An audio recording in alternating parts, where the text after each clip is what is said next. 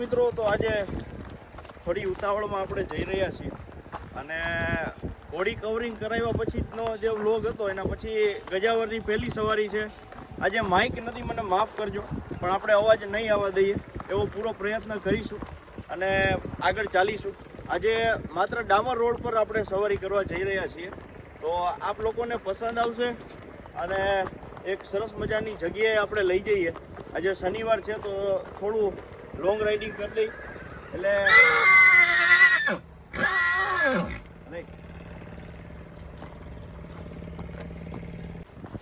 તો બસ એ બધું તમે આજે વિડીયોમાં જોજો.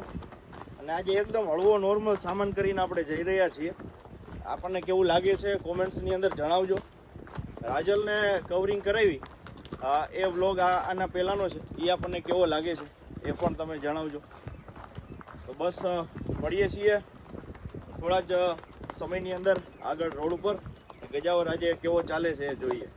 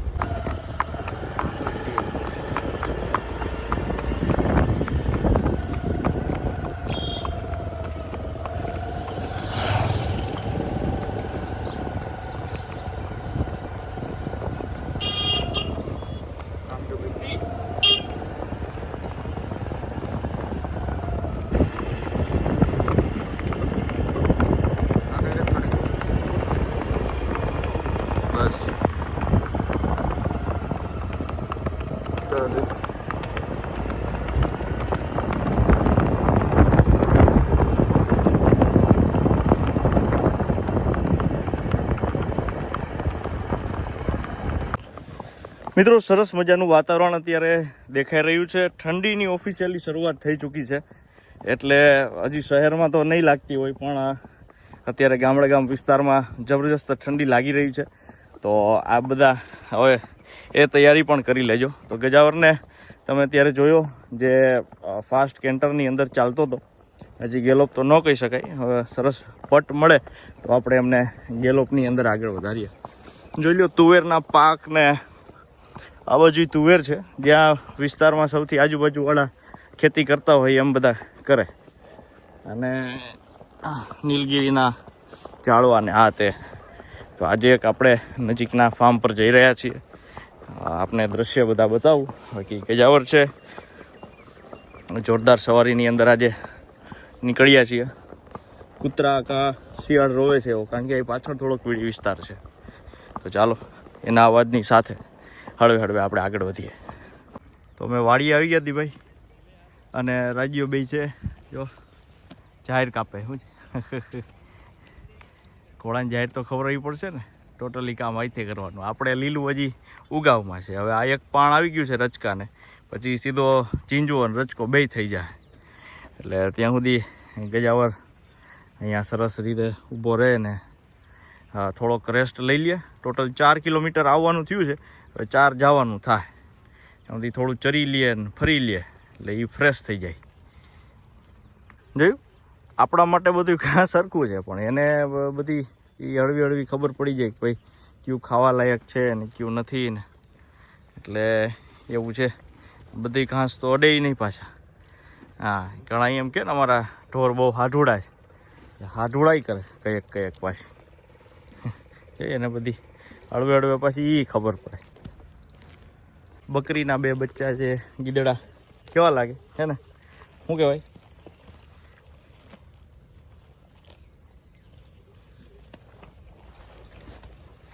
જોઈજો કેવા રમે છે. ગજાવરને જોઈને કંઈક થાય કે આ કોણ આવ્યું વળી નવું.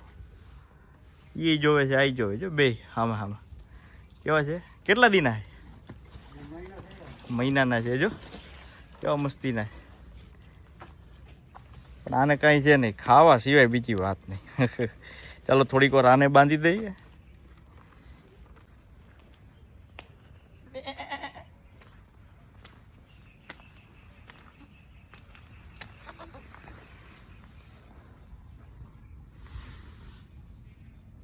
નાનો એવો પાણીનો ટાંકો અને જબરજસ્ત માછલી હે ને, દેખાય મારો ટોપો દેખાય. मछली जल की रानी है, हाथ लगाओ डर जाती है, बहार निकालो मर जाती है. આપણે પહેલાં નાનપણમાં બોલતા. હોય ગઈ મોટર પાછળ. દીપભાઈને રિટર્નની અંદર સવારી આપી છે. જો હોય ને ખુલ્લા ખેતરમાં એ હાઈલા આવે હળવે હળવે, દૂર છે ઘણા, તમને બતાવું. અને રોડ ઉપર તો આપણે પ્રેક્ટિસ દેતા જ હોય, પણ હારવાર શું છે કે આડા રસ્તે ગમે ત્યાં ચલાવવો હોય, આમ હોય તેમ હોય, તો એ જરૂરી છે કે આવી રીતે અશ્વને ચલાવી અને એને બધી ખબર પાડીએ અને પ્રેક્ટિસ આપીએ. શાબાશ દીપા, શાબાશ ગજાવર, બેન શાબાશ.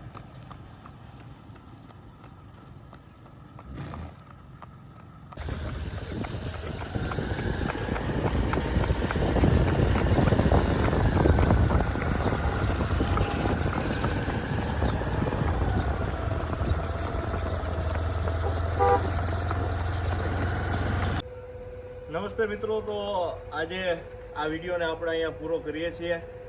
સરસ મજાની આખી સવારી પૂરી થયા પછી આપણે કેવું લાગે છે. ગજાવરના બંધારણમાં હવે ફેરફાર થશે. એના ફોટોઝ છે, તમે ઇન્સ્ટાગ્રામ આઈડી શાલીહોત્ર અશ્વ ફાર્મ પર વિડીયો, ફોટો અને બધું જોઈ શકો છો. યશસ્વી, રાજલ અને ગજાવર અનુક્રમે બધાયના વિડીયો વારાફરતી વારા તમને જોવા મળશે. અને એમાં પણ આપણે ખૂબ આગળ વધીએ. આ બધા ફોલો કરો, આ બધાનો સાથ સહકાર અને સપોર્ટ રહે એવી આશા છે. બાકી તો બસ યુટ્યુબ પર, ફેસબુક પર આપ આપનો પ્રેમ વરસાવતા રહો છો, જોતા રહો છો. કેવું લાગે છે જણાવજો. પ્રશ્ન આવે છે કે પેલી ઘોડી તમે કાઠિયાવાડી કેમ કવર કરાવી? હવે બધા માર્કિંગ જોતા ક્યાંક ઘોડીના પોઈન્ટ તમને મારવાડી પણ લાગે. રૂબરૂ જોવો તો ખબર પડે. અંધારામાં તમે ખાલી કાન જોઈને કદાચ બોયલા હોય. તો વાત એવી છે કે સરદારની અંદર રામદૂત ગૌશાળા છે. ગૌશાળાની એ ઘોડી છે અને ત્યાં જે લોકો સાચવી રહ્યા છે એને અલગ અલગ રિઝલ્ટ લીધા છે, પણ કદાચ રિઝલ્ટમાં સંતોષ ન પણ થયો હોય એટલા માટે એક મારવાડી બચ્ચું એમને લેવાની ગણતરી હતી.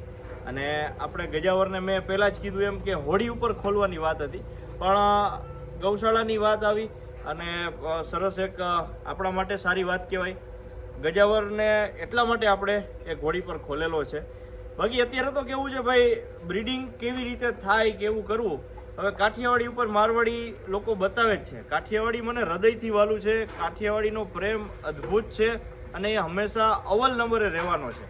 પણ આપણા જે અશ્વ છે એનું શું થાય, બરોબર ને? એટલે લોકોને એ જ એક વાત હોય છે કે ભલે અમારે કાઠિયાવાડી રહ્યું, હવે સેલિંગ પ્રાઇસમાં કેટલાને તકલીફ પડતી હોય કે બચ્ચું આવી જાય, બચ્ચા ઘણા બધા થઈ જાય, અશ્વની સંખ્યા વધી જાય, તો એની કિંમત જ્યારે નથી મળતી એટલે લોકો કદાચ મારવાડી તરફ આગળ વધતા હોય એવો મારો તર્ક છે. પછી સત્ય હકીકત તો આ બધા અશ્વપાલકોને ખબર જ હોય. તો બસ એવું છે. એટલે હવે આપણે તો ગજાવરને સ્ટેબલિંગ એટલા માટે જ ચાલુ કર્યું છે કે અહીંયા છે એ પોતાનો જે કંઈ ખર્ચ છે આપણે સ્પેશિયલ આ જ કરતા હોય તો ઠીક છે, પણ આપણા કાર્યની સાથે આપણે એક શોખ પૂરો કરીએ અને ઘોડાની પ્રકૃતિમાં પણ ધીરે ધીરે આગળ વધીએ. પણ એ એક જરૂરી વાત હતી. એટલા માટે થઈ સ્ટડ સર્વિસ આપણે આટલી વહેલી શરૂ કરેલી છે. બીજું કારણ શિયાળો છે. શિયાળાની અંદર એમને બહુ તકલીફ ન પડે, બહુ વધારે ગરમી ન લાગે, તો એ બધા થોડા કારણો છે અને સરસ આપણે આ શરૂ કરેલી છે. આ બધાના પ્રશ્ન હતા કાઠિયાવાડી ઉપર શા માટે, તો બસ એનું આ જ કારણ છે. તો બસ વધારે નવી વાત સાથે મળતા રહીશું નવા વિડીયોની અંદર, નવી કોઈ વાત સાથે. ધન્યવાદ.